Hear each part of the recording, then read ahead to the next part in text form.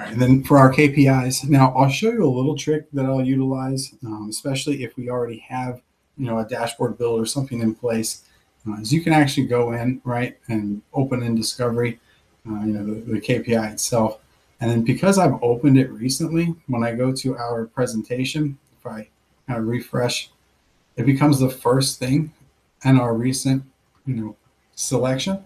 And then from there, you'll be able to go ahead and just bring it on. And that way you don't have to kind of go and find it and do that scavenger hunt. Sometimes, just having it on that recent, can be a lot easier to kind of navigate. All right. And then so you can see, how you kind of work it in. Now, I know it looks like it's not showing. So I do want to, kind of preface that it does kind of look like it's, potentially not working. When you do hit the presentation mode, you will see that it does display. There is a limit, though. It can only get so small, right, as far as the way that it looks. If it does start to become an issue, there are other ways to create KPIs.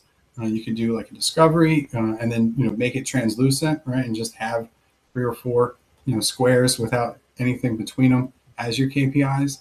A lot of people will kind of do it that way. I've seen that approach. And then, of course, the other way, you can go through Illustrate and you can get just the number, right, to show up. That can be a helpful, I guess, workaround in places where you have very small numbers that you're trying to put in.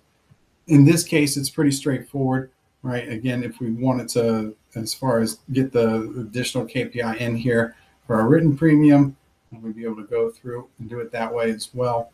And once you open it, it goes into that recent folder. So that, again, it's just a refresh. Come in here and then drag and drop.